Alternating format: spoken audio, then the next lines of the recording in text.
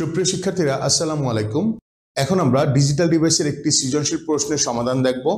এটি 2023 সালে সিলেট বোর্ডে এসেছিল। এখানে দৃশ্যকল্প 1-এ একটি বুলিয়ান সমীকরণ দেয়া আছে এবং গ নং প্রশ্নে বলা হয়েছে দৃশ্যকল্প 1-এর সত্যক সারণী অঙ্কন করো। তাই প্রথমে আমাদের জানতে হবে সত্যক সারণী কি। যে পদ্ধতিতে একটি টেবিল দ্বারা বুলিয়ান সমীকরণ কিংবা লজিক সার্কিটের সব ধরনের ইনপুটের জন্য আউটপুট প্রদর্শন করা হয় তাকে সত্যক সারণী বলে। একটি সত্যক সারণীতে n সংখ্যক ইনপুটের জন্য 2 টু দি পাওয়ার বিন্যাসকৃত ইনপুট তৈরি করা যায়। তাই বুলিয়ান সমীকরণ থেকে সত্যক সারণী গঠনের জন্য সর্বপ্রথম সমীকরণে ব্যবহৃত চলকগুলো নির্ণয় করতে হবে। এখানে a b c এই তিনটি চলক ব্যবহৃত হয়েছে।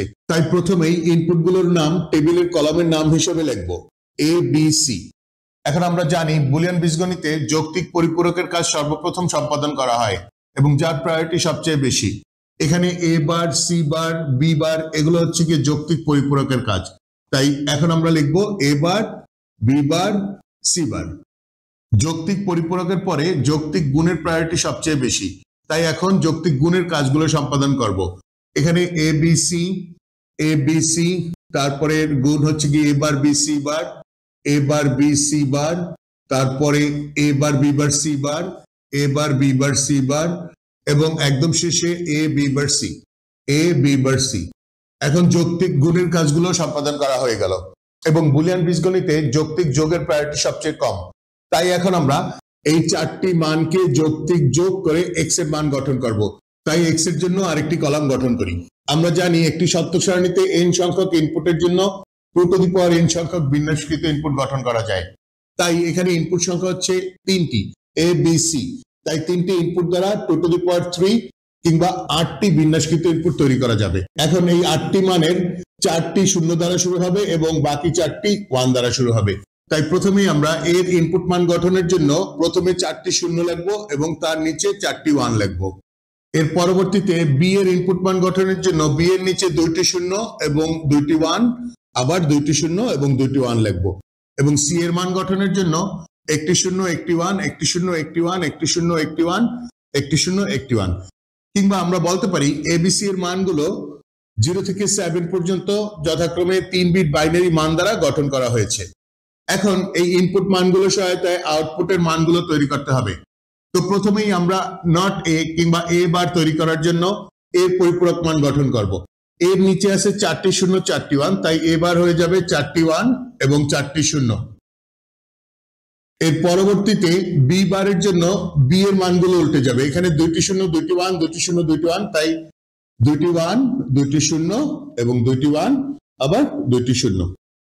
c বারের মান গঠন করার জন্য একইভাবে c এর মানগুলোর পরিপূরক গঠন করতে হবে। 0 এর জন্য 1, 1 এর জন্য 0 1 0 1 0 1 0।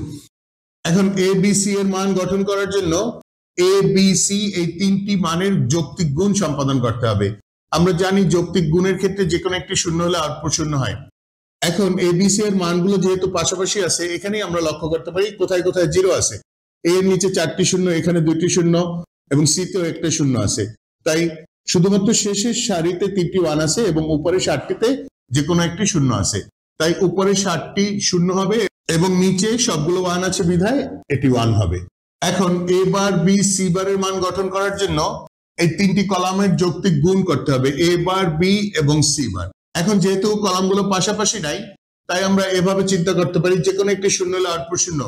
এখন a বারের নিচে যেহেতু এই 4টি 0 আছে, তাই এই 4টি 0 এর জন্য আউটপুটে অবশ্যই 4টি 0 আসবে। এক্ষেত্রে আমাদের বাকিগুলোর মান না দেখলেও হবে, কারণ যেহেতু 4টি 0 আছে a বারের নিচে, তাই আউটপুটে অবশ্যই 4টি 0 হবে।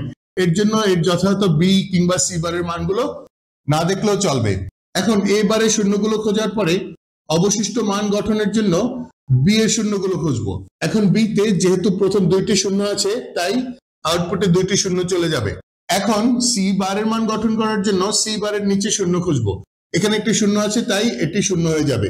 এখন a বার b c বার এই কলামগুলোর সবগুলো 0 খোঁজার পরে যদি কোনোটি খালি থাকে তাহলে সেটি যৌক্তিকভাবে 1 হয়ে যায়। এখন a bar b bar c বারের মান গঠন করার জন্য a bar b bar c বারের যৌক্তিক গুণ করতে হবে। আমরা জানি যৌক্তিক গুণের ক্ষেত্রে যে কোনো একটি 0 হলে আউটপুট 0।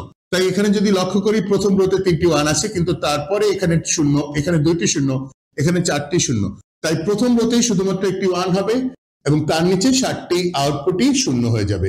এখন এ বি বার সি এর মান গঠনের জন্য এই 3টি চলকের যৌক্তিক গুণ করতে হবে।